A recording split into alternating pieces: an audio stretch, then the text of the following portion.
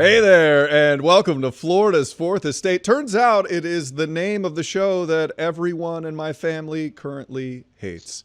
So glad you're with us. Ginger, we were sitting out at the pool just the other day and talking about the podcast, and my 14-year-old daughter comes and lays down in the sun and says, "Dad, let's talk about a new name for your podcast." What? That's never a good sign. It's a good name, and we're sticking with it. This is Florida's Fourth We Estate. like it. I'm Matt Austin. And I'm Ginger Gadsden. You tell your daughter that I like the name, and unless she can come up with something better, then we're sticking with it. She probably will come up with something better, though, because I know her. She's a pretty smart cookie. That's quite possible. Welcome to another edition of Florida's Fourth Estate. You know, we've been having some really frank conversations, not just in our homes and our places of work, but just about everywhere in this country.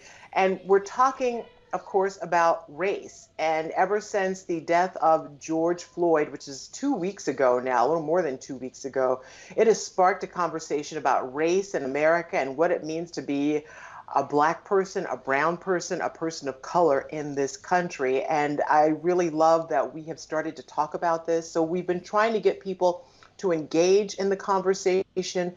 And, you know, I want to listen as much as I talk, and I feel like that's the only way we're going to get better. So we have someone who we want you to listen to today. Our guest is Dr. Annette Nunez. She is a psychotherapist and founder of Breakthrough Interventions. She's going to talk to us about what it is like to have a conversation with your kids, because I feel like the kids are watching. They kind of know what's going on. They know something's going on, but they don't know exactly what's going on. So Dr. Nunez, thank you so much for joining us for this important conversation. Yeah, we really appreciate you.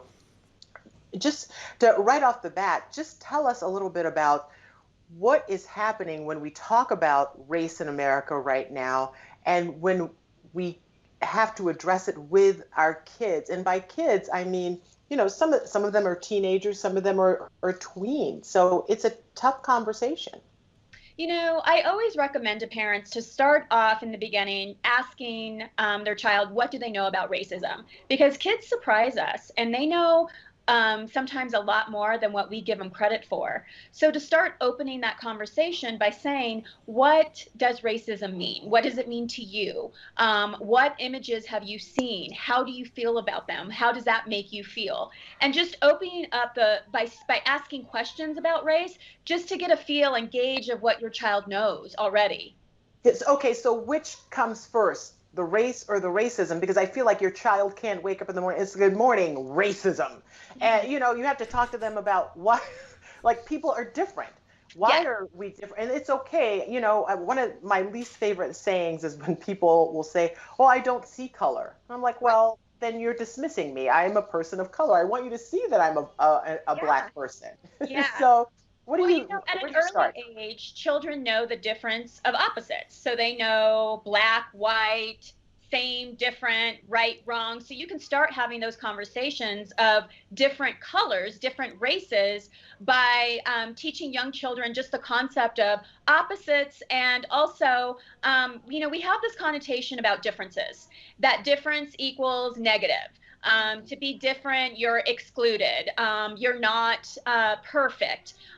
Difference means that something is wrong with you. And I think we really need to start educating and starting with our kids that we need to embrace differences, because differences is what brings compassion and being belonging, and looking at people's differences as an asset instead of something that's wrong. So I think we really need to start looking at changing the definition of what different means, and people of different colors, people of different races, and really start there and teaching really in the beginning that concept. Yeah, and this is start this. Go ahead. Matt. No, sorry, Gigi.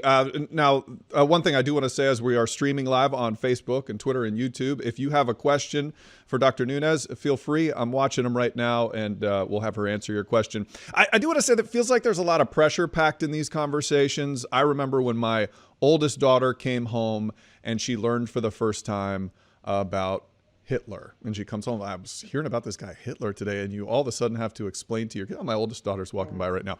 You all of a sudden have to explain to your kids, this terrible thing that they have no idea about. And so, especially if they're white kids kind of growing up, they don't really even understand it. When they had the civil rights movement in school, and we were talking to them about that, they're like, people were treated differently because of their skin color. They didn't even really understand. So how do we not screw it up? That's my biggest question. The beginning is just really using children's books. Children's books are a great way to introduce the concept of race, discrimination.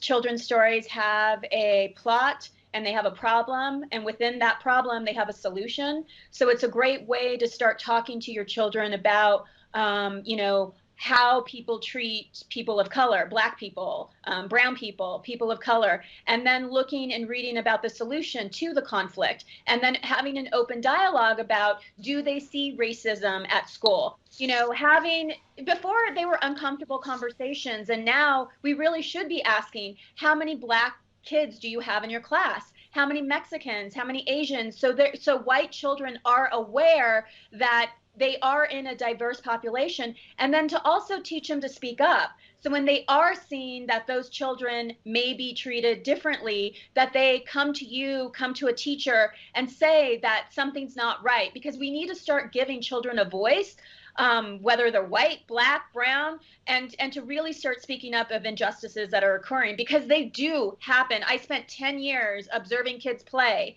and starting from a young age, you start seeing segregation happening on the playground. As many as people would like to deny it, it does happen. And so really having these open conversations and making white children aware and having the difficult conversations, because it is happening in our world. A lot of parents will say, well, I want to shelter my kids, or how do we have these hard conversations? They're going to be hard conversations no matter what.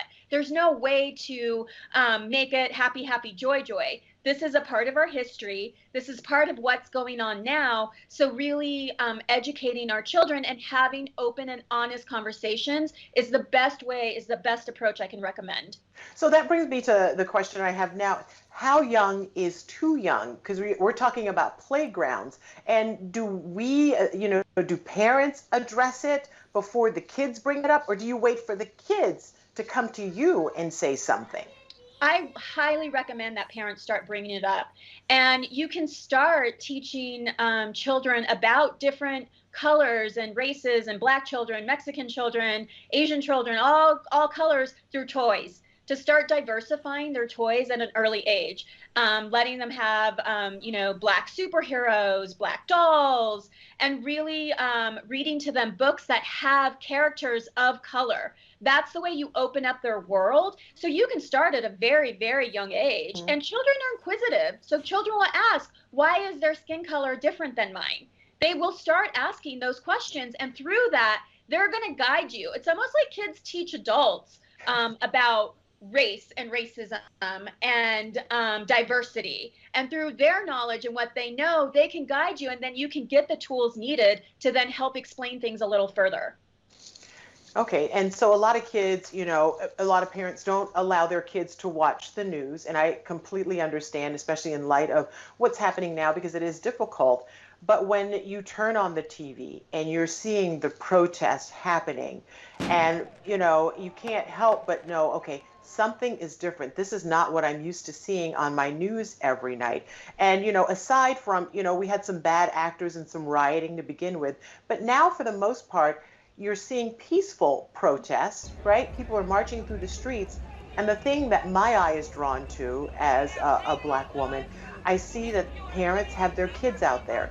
I love that, but then I also am afraid. I'm like, gosh, are these kids here, and is it painful for them to be here? Because I see the little girls who look like me, mm-hmm. and they're marching, and they have signs, and they're chanting, and they have such mean or mad or angry expressions on their faces. And all I can think of is, it's summertime. You should be riding your bike. You should be playing with your friends. You should be at summer camp. Mm-hmm. So, how do you begin to unpack that? Well, right now, since it's currently happening, it really gives the little girls a voice. And let's face it, and I've also experienced it, people of color and Black people want to be heard. So it gives them a place where they feel like they're being heard. Now, being exposed to maybe some of the violence that's going on, yes, it can have lasting effects on a child's psyche. So this is where mental health comes into play. That when children start complaining of a stomach ache, or you start seeing them bedwetting, or you start seeing them withdraw and not wanting to do things that they normally enjoy, playing with toys that they normally enjoy, that we sometimes just go to the doctor. And instead of that, for parents to really recognize that those are signs that children have anxiety or are stressed. So we may not see the effects right away right now because we're in the midst of it. So we see a lot of kids, and it's empowering to kids. It's teaching them that they have a voice, and it's really beneficial. But long term, it will have some lasting effect. It's like PTSD. And so it's really important now to reach out and look at our mental health systems, whether it's school counselors, whether pediatricians are recommending a psychotherapist or a psychologist for a child to see. And that there's nothing wrong with that. We usually have a stigma that something's wrong, you're crazy, but it's not. It really, mental health professionals are designed to treat people, to talk about their problems. What is the root of this? Why are kids anxious? Is it anxious because, they've experienced COVID? They've experienced not going to school. They're seeing images on TV now. I mean, these are big, big, big issues for children. And for them to experience that, that's really anxiety provoking and stressful. Yeah. Yeah. And you can feel that with the conversations with your kids. I have a 4-year-old. She's one of my 3 daughters. And I was walking out the door the other day. She goes, "Bye, Dad. I hope you don't get the coronavirus." Like what? I'm like, okay, thanks. I know that there is love in that statement, and I know she's looking out for me, but the fact that that is on her list of worries is just crazy. So I don't want to veer the conversation away too much, but let's talk about the coronavirus as well, because for 3 months, these kids have been locked in the house with their parents. It's been a stressful situation. We've all had to explain to them what's going on, and you want to try to do it in a way that doesn't just have them terrified to go out once everything is finished. So what do you think the best way to explain about the coronavirus to our kids would be? Just to make it very simple, don't use a lot of complicated language, and to say it's like the flu, it's like getting a cold, and we wear masks to protect ourselves so we're not spreading our germs to other people, and also people aren't spreading their germs to us. And as far as COVID, because it's so unknown, we don't know. It changes daily, and we don't know if kids are going to be going back to school in fall. So really just take it week by week. That's what I've been encouraging parents to do, is to make a week by week schedule, because literally things change day by day. And so really creating, summertime schedule, like things that your kids love. We integrate Fun Fridays, so we have something to look forward to, because Fun Fridays are consistent. They're right before the weekend, and it's a way to celebrate the end of a week, that we got through another week. And you can do things by having a pizza party, having a pool party, having going on a hike, or whatever's fun for the family to do together that's non-stressful. I really highly recommend that parents celebrate Fun Fridays. It's a big staple at my clinic. Our kids love it. They look forward to it. And I celebrate Fun Friday all the time. And you have to make your own fun, because these kids, they're so stressed. They're going through a lot already. We're talking, we have a new civil rights movement going on, and you have COVID. And I love that one of my colleagues, they went to get their oil changed, and it's the stay in the car oil change, and they took their minivan, but they also packed a picnic. And while the oil was being changed, they're all in the car having a picnic, and the kids loved it. That's awesome. And what's so interesting? I think our kids now today have so much technology around, and so much access to a lot of, screen time and technology, that sometimes, I remember back in the day, I didn't have that. We were playing in our backyards. We were making forts. Correct. Making tents and forts in our house and having sleepovers. So that's what a lot of our clients have been doing. Mm-hmm. They've been using their imaginative play and really going back to basics, because actually that's how kids navigate their world, is through play. So the more you allow a child to play and to really, really, truly play, it's therapeutic for them. It's truly, truly therapeutic for them. Yeah, and it's good for everyone, right? I mean, I Like for kids remember too. It's remember fun. when a stick was a toy? Yes. That was a long time ago, Ginger. So my question is, okay, so I know a lot of us worry about the conversations and about the talking when it comes to these big issues. I wonder how much of it is actions. You know, I think when it comes to, say, race relations and talking to your kids about race, you could talk until you're blue in the face about equality. But if you don't ever have your kids around somebody of a different cultural background, what are they learning? They're learning, you know, without you saying it, that they're over here and we're over there. Same thing with the coronavirus. If you're saying, hey, don't worry about it, and then you're walking around freaking out, yelling at everybody, how much of it is it our actions that pour into our kids more than what we're actually saying to them? That's actually one of the things that I tell parents is that be aware of what you're saying and then the behavior you're modeling for your children. Because oftentimes parents will say one thing and then model a different thing. So just being aware with regards to the issues of race, that if you're saying, oh, well, you know, we're all one and, you know, let's live this happy, happy, joy, joy life. But then if a Black man is walking by your car and you're locking it, what is that telling your child? It's giving them a different message than what you're saying. So really being aware of actions and then, you know, if you do notice and are more aware, there's one thing that's great about that's come out of this is that people are more aware of their actions now. And so, you know, if your child does notice that, that's then opens up for a conversation of, mommy, why did you do that? Or daddy, why did you do that? And then opening up a conversation of, yes, that was that maybe I shouldn't have done that. And here are the reasons why, and to have those open dialogues. But it's really important to have these uncomfortable conversations. Now, I don't know about you, Ginger, but we had these uncomfortable conversations in our household a lot. And because we're people of color. So I, you know, when people talk about it, it's a lot of white people that are saying this is very uncomfortable. But for me, this was actually a conversation that I had from very little to when I graduated. So it's not as uncomfortable as people are making it.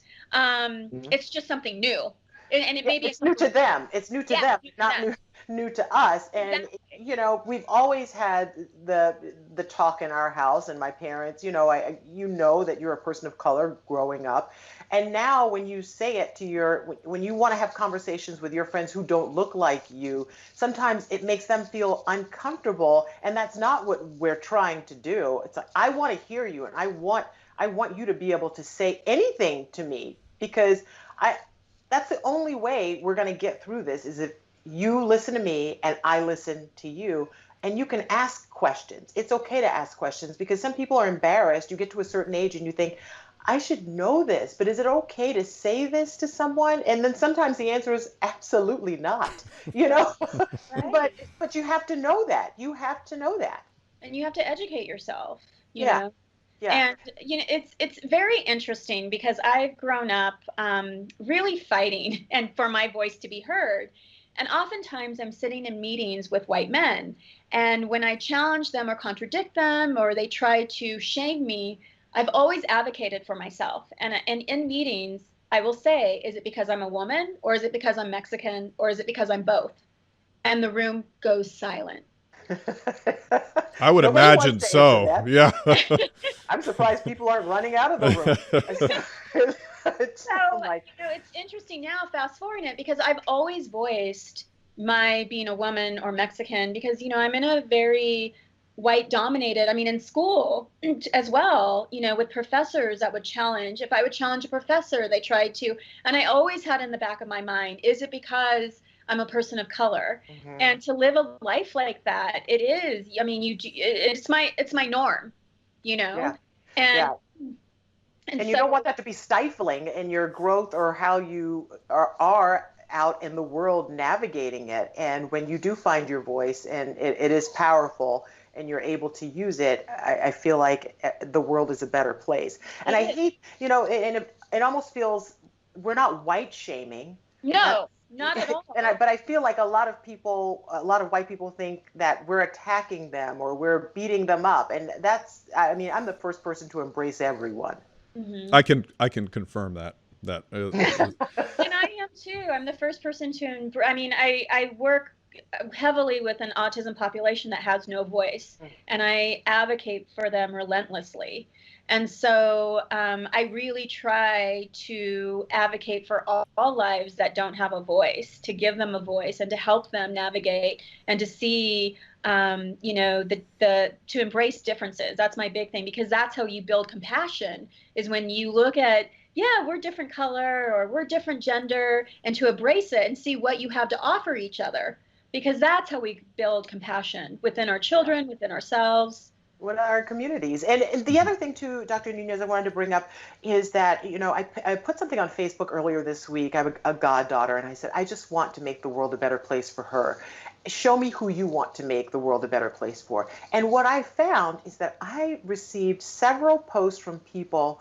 There was this one guy, he's white. He sent me a picture of his granddaughter who is black and his grandson who is a redhead.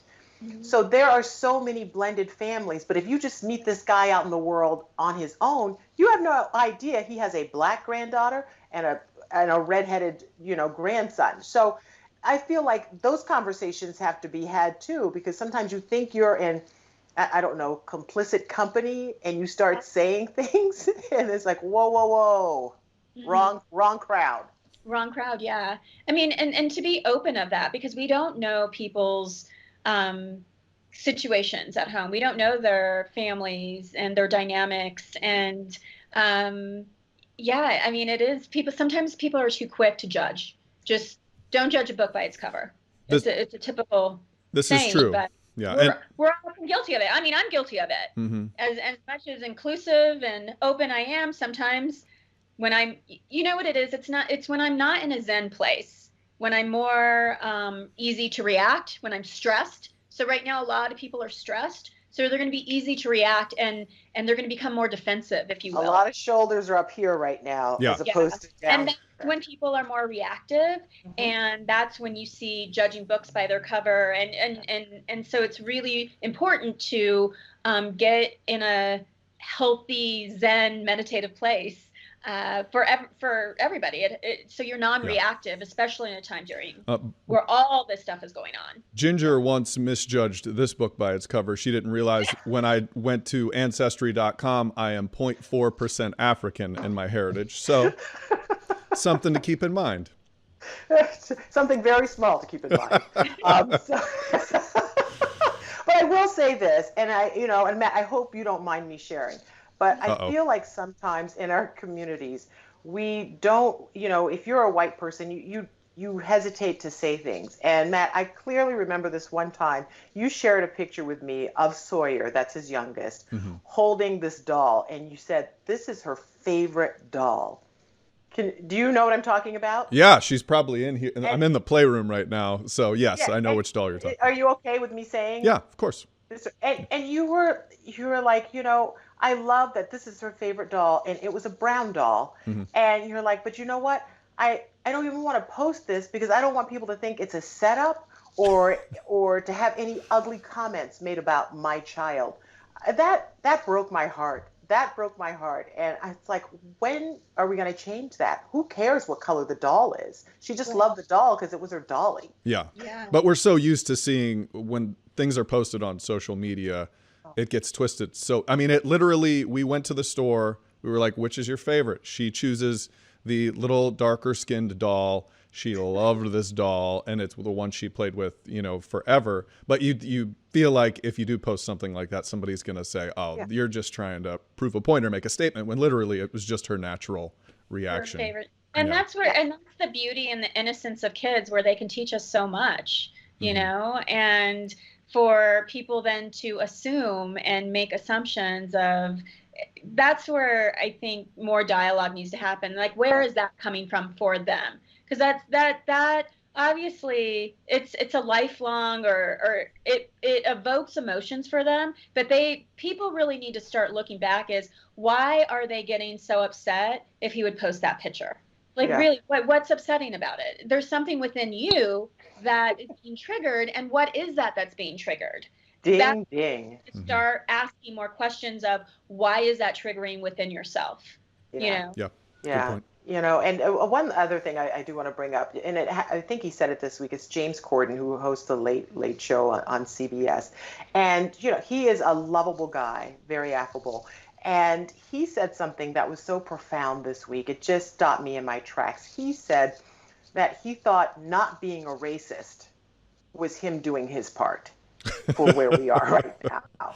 But that's what a lot of people think. You think, okay, I'm not a racist, so I'm not that person. So yay, good for me. But he says now is the time for people like him to be out there protesting and making their voices heard, because it's just not right.